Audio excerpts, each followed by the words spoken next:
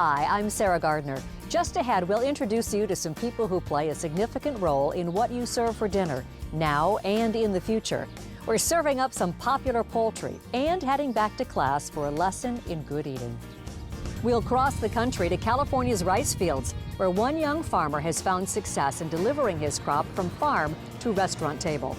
Everyone loves a winner. Rob Stewart heads to Virginia, where this farm family takes the prize in a huge harvest of corn.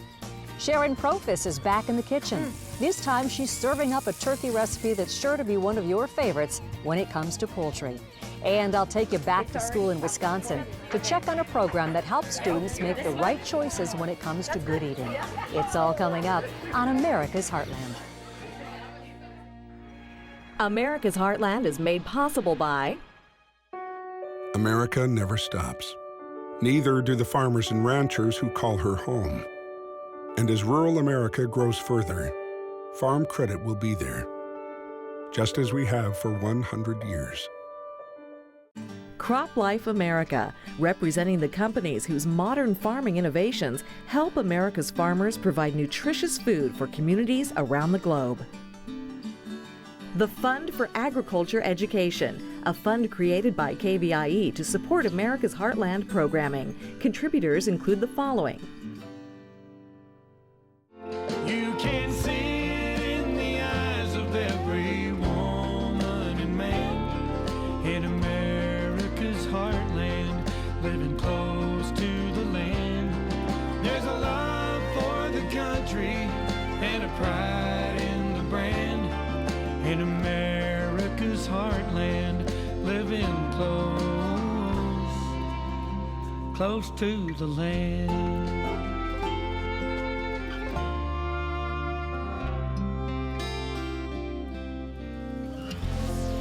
Thanks for joining us on America's Heartland. Let's start with some changes in what we eat for lunch and dinner.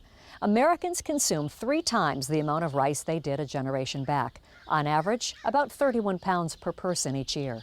Rice is a key ingredient in meals at both Asian and Hispanic restaurants. But rice also plays a major role in cereals, food additives, even beer. California is a major producer of rice. Our Jason Schultz visits one farmer looking to deliver his harvest to new markets.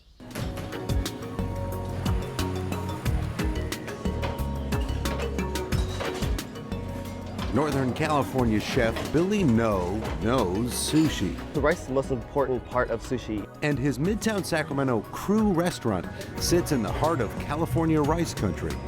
We got all the recipes written down and everything. We haven't actually gotten there to start making anything yet. So 9 years ago, farmer Michael Bosworth sat down at Billy's sushi counter with a sales pitch. Why not buy his organic rice directly instead of through a supplier? Back then I was like, I think first year we're open, and I was like, oh, how much is it? And then I was like, why would I need to pay that much more for that rice compared to conventional rice? As a concept, farm to fork is a slam dunk. As a practical matter, it often means farmers like Michael Bosworth making the case that paying more for local or organic is worth it for customers. Bosworth's family had been farming rice conventionally for decades when he decided to go into direct sales in 2005. But there were a lot of phone calls, a lot of driving around, a lot of samples, and it wasn't easy by any stretch of the imagination. It can be a tough sell, especially when restaurant margins are thin. Beyond doing their own marketing, farmers like Michael end up tackling logistics. Going around established distribution and sales systems. For Michael, that means filling up every nook and cranny of his delivery pickup truck. A truck with how many miles? 267,000 this morning. But that hard work has paid off. 10 years in, Michael now sells his rice to restaurants and food service customers, even direct retail, across Northern California. Our idea was to establish that relationship and help to differentiate our farm from others and provide a direct link of communication with our customers, hear their feedback, understand if they are interested in other varieties or what we can do to make their side of the business work well. And his farm to fork venture is entering a new phase. Success selling his own rice has led to other smaller farmers and food makers coming to him for distribution. So we thought, hey, let's all put everything in one truck and get it down there for one guy to order, and he knows, hey, on Thursday I'm going to get my order of all these locally grown products. I don't have to talk to 10 different farmers and worry about when they're all going to show up. Of course, Billy No did end up buying Bosworth's rice. Their relationship is such that Billy actually now works with Michael on what varieties of rice he would like for his restaurant. Thank you. It's really cool to actually have that relationship with a farmer, having something grown for us, and he'll just still ask us too. He says, "Is there anything other types of rice we'd like to grow?" He suggested that, maybe he wanted to try a high-quality Japanese-style short grain, and so we started growing that for him and his restaurant. So what did the trick? How did he convince Billy No to spend a little more for his organic rice? Well, it wasn't a slick marketing campaign. A trip to the farm in the pickup truck. Finally, I invited him up to the ranch during harvest, and he came up and drove the harvester with me and, walked through the fields. Speaking of that old farm truck, the farm to fork sales for Bosworth are going well enough that it's time for an upgrade. We're getting a new truck, huh? Yeah, we're finally upgrading to a new truck. The old F-150 just can't keep up anymore. We've been here since 1946, so it's pretty special to continue that tradition and continue to nurture the land that has provided for our family for decades.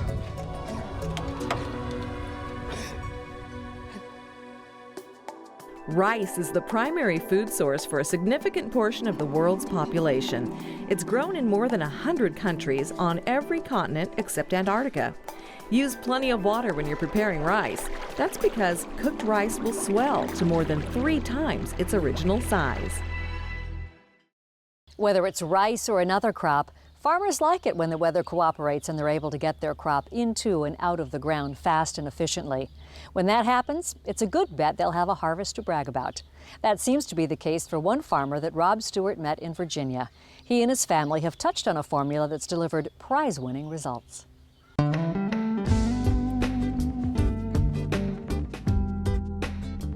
We have some good dirt, just covers up a lot of mistakes that I make or we make, and so we have had some really good successes with corn. You might say David Hula is a master of understatement, and maybe a bit too modest. After all, when you've been a top producing corn grower in America year after year after year, it's probably not just luck or divine providence. The National Corn Growers Association, they have an annual contest, a yield contest. We won overall, so we were blessed in that we had the highest yield in the whole country. In the U.S., the average yield is 150 bushels an acre. David's corn yield in 2011 was 429 bushels, almost 3 times bigger, beating out more than 7,000 competitors from across the nation. We try to start out with good genetics, and then we just kind of spoon feed the crop throughout the season, pay a lot of attention to the details, give it good plant health. For 4 generations, since the 1930s, the Hula family has been farming this rich land by the St. James River, and not just corn. We're also in the seed business. We raise a lot of soybeans for a company that we part own, and we have some public varieties that we raise. And then we have some wheat, soft red winter wheats. We still are one of the few that grow barley, and then we're one of the few that still grow oats around here. Drought is a reality faced by all farmers, and water conservation has become even more critical. And conserving scarce water is why David has invested in this high-tech drip irrigation system. Most of the pipes are beneath the surface. The water is mixed with fertilizer going straight to the roots. And this high-tech gadget uses solar panels and satellites to check moisture levels as deep as 5 feet below the surface. I can log in, and just like checking emails, I check how much my moisture is in the ground. And then we can also document whether we're doing right, wrong, or how we can fix some problems if we overwater or underwater. After the harvest and the almost yearly accolades, the Hulas still find they need to generate other revenue streams. That's one reason they share their farm with city folks. a giant corn maze each autumn, and a farm museum, a collection of old farm signs and antique equipment, including this seed cleaner. A place to share the history of agriculture.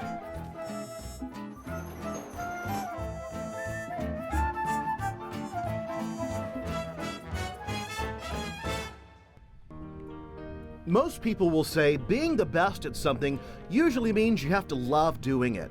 The Hulas are quick to express that they feel the same affection and gratitude for the land and for what all their hard work brings to those benefiting from their bounty.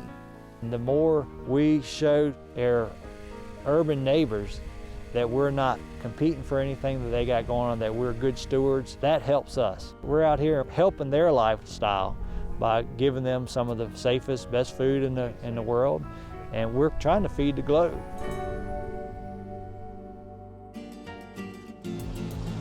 Take a guess on how many kernels you'll find on an ear of corn. Any idea?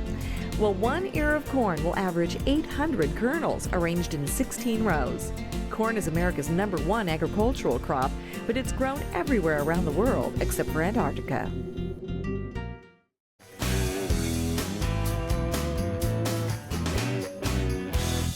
My name is Nancy Martin. I'm a large animal veterinarian. And that means I spend a lot of my time driving from ranch to ranch, working on preventive health projects for cattle, sheep, swine, humane animal rescue. The first ranch might be a place where I'm semen testing bulls. Why am I doing that? Because one bull produces about 30 to 50 calves annually, and if his semen is no good or he's lame or he can't do his job, people want to know about it.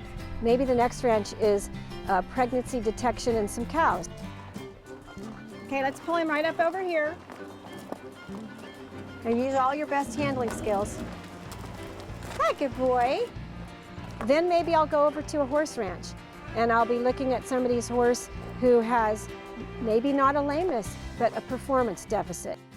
About 80% of the profession is now female. I think the profession is associated with caregiving, nurturing, developing, prevention. Those things kind of all go together. So we're recognizing that being a healthy animal or a companion to us involves a more holistic look at their health care. In humans, we know bad teeth, dental disease can contribute to heart disease and kidney disease. It does the same thing in animals.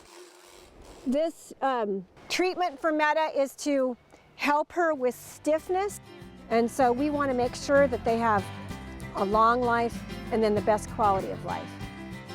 When they're well cared for and their needs within their species are met, we get a better product. We feel better about how we got that product, and we feel better about ourselves.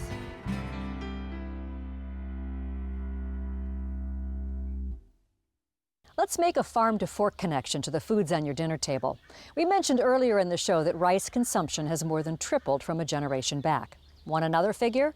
Americans are eating twice the amount of turkey than they did in 1970.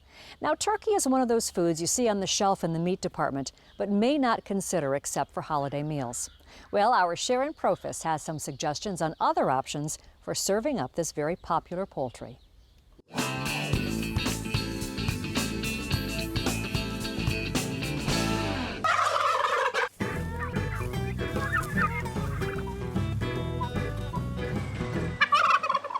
A lot of people think about turkey around Thanksgiving, but I eat it about once a week. And I'm not talking about the whole bird, I'm talking about ground turkey. It's easy to cook, it cooks fast, and it's really healthy. So if you're looking for an alternative to red meat, turkey is a really great option. And what we're making today are my Mediterranean-style turkey burgers. They're really filling because turkey is high in protein and low in fat. And for this recipe, I went with ground turkey that's 85% lean and 15% fat. So that leanness comes from the breast, and of course, that 15% will come from the darker meat. So we'll start with half an onion that I'm just going to get into a very small dice. Later on, we'll make a green goddess dressing that you can use on these burgers, and if you have extra, save for the rest of the week.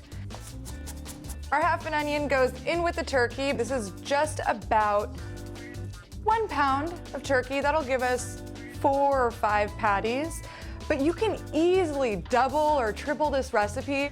Now let's brighten up the dish a bit. I always put cilantro and parsley in my burgers. They add so much flavor and they give the burgers a really beautiful, fresh color. So we'll call this about 1/4, 1/3 cup of each. Smells amazing in here. And now we have to spice it up. I have a tablespoon of sweet paprika. This is going to add color and a subtle peppery flavor. I also have an ingredient that's getting a lot of attention now. It's called za'atar. You can also find it under the name hyssop. Basically, it's a Middle Eastern thyme. Sometimes it's labeled as oregano, but it has a really wonderful herby flavor that's unlike anything else. And we'll add about half a tablespoon of ground garlic, black pepper, and a teaspoon of salt. That's my general rule. 1 teaspoon of salt for 1 pound of ground meat, but you can adjust accordingly. Now, before we mix this all up, I want to add just one more punch of freshness. We're adding lemon zest. So we will zest about 3/4 of this lemon right in here. I'm going in here with my hands because you can't mix a burger with a spoon. So let's mix. You don't want to overmix it, and you also don't want to compress the meat too much. Perfect. The meat is mixed, so I'm going to wash my hands before we actually form the patties. The secret to forming the patties so that you don't get a sticky mess all over your hands is to do it with wet hands. This is a trick that my mom taught me. Just run your hands under a little bit of water and you're set. Look at that, perfectly clean. Remember, the meat will shrink a little bit when we cook it, so you want to make them a little bit bigger than your buns. Next, we're going to make the green goddess dressing, and in the meantime, we'll put these in the fridge. You can make these ahead of time, in which case you can put them in the freezer and they freeze beautifully. This dressing comes together so quickly because we're doing it all in the food processor. So I already have about half a cup of mayonnaise in here. I'm going to add to that just a bit of feta cheese. So I put parsley, fresh basil. I have 3 green onions in here and 2 cloves of fresh garlic, some lemon juice. And our final ingredient is anchovies. I promise this dressing won't taste like them. It's just going to add another layer of flavor and umami that's going to make it stand out. So about 4 anchovies right in there. Let's mix it up.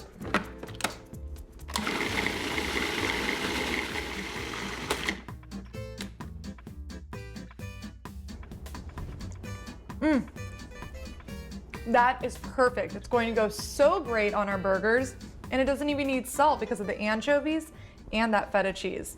So let's cook the burgers. If you're not going to grill these burgers on a barbecue, the next best thing is a cast iron pan.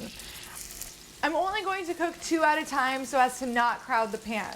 If you put too many in at once, then it'll just start steaming and you'll never get that browned, crispy crust that you want out of a burger. So about 3 or 4 minutes on each side until they're thoroughly cooked. Let's check on these. Oh yeah, that is perfection. These burgers look so good, you would think we barbecued them. And now it's time for my favorite part, assembly. So we have our green goddess dressing. I put it in the fridge while we were cooking the burgers just to let it set a little bit. I also can't have a burger without a little avocado, tomato, and check out these burgers. They turned out so juicy. A little bit of spring greens. And now you have a burger.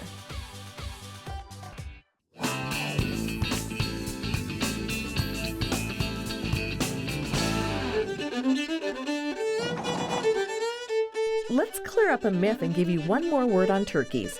The Franklin Institute says that Benjamin Franklin never proposed the turkey as a symbol for America, but he did praise the wild turkey as a, quote, much more respectable bird than the bald eagle. Everybody has their favorites when it comes to food. That's why it's sometimes hard to get everyone to agree on what they want for dinner, even on what the youngsters want to take in their lunch to school.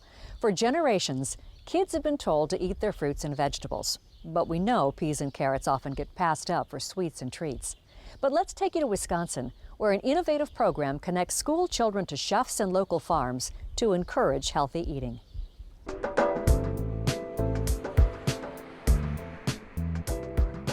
Hi, everybody. Hey. I'm Chef Liz with REAP. Elizabeth Chapa is giving these Wisconsin 7th graders a class in the art of cooking. Here's the spinach, and all I want you to do is kind of rough chop it. Most of the foods in her recipes are farm-fresh vegetables grown within 100 miles of the school. We live in an age of a lot of single-parent households, and it's rush, rush, rush, go, go, go. And I think that what we bring to the kids is an opportunity to slow it down, make a meal with local, healthy ingredients, and show that it can be easy. And when you finish, you don't always have to use all the dressing. You know what I mean? Put a little bit, toss it all together, see if it needs more. This class in Madison, Wisconsin is part of the National Farm to School program, organized and administered here by Wisconsin's REAP, or REAP Food Group, which stands for Research, Education, Action, and Policy.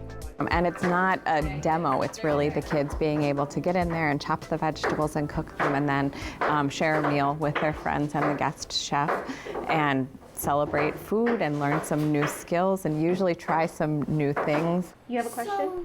More than 100 students are involved in the cooking class, which allows the youngsters to prepare and then enjoy their culinary creations. Like, my mom cooks with me, and I love cooking, so I'm glad that they make them. So the different types of vegetables and fruits that they're not familiar with, that really gives them an insight of just realize that there are a lot of different types of vegetables and fruits out there instead of just carrots or just corn or just strawberries. Yes!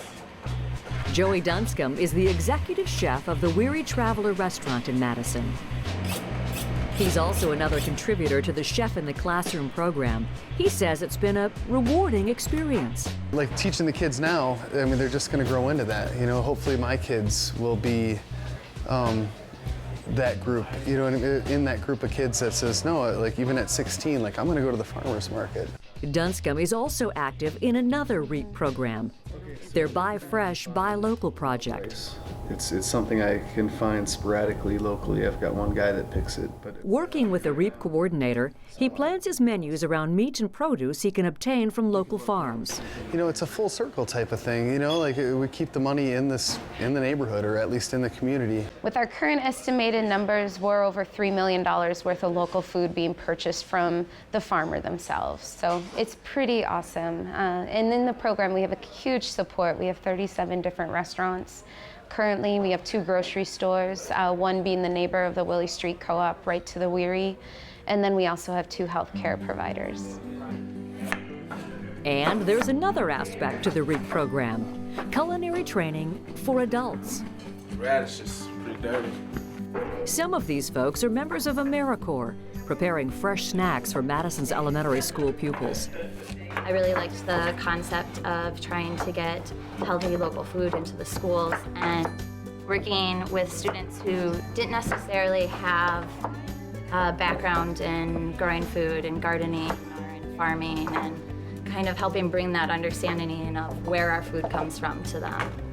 REAP's Chef and Snack programs serve thousands of students in the Madison schools each week and provide a valuable market for fruits and vegetables from more than a dozen regional farms. And our local farmers are really excited. It's always fun to, approach a farmer and explain what we're doing and talk to them, and they're always so excited that their produce is going to feed kids in the schools.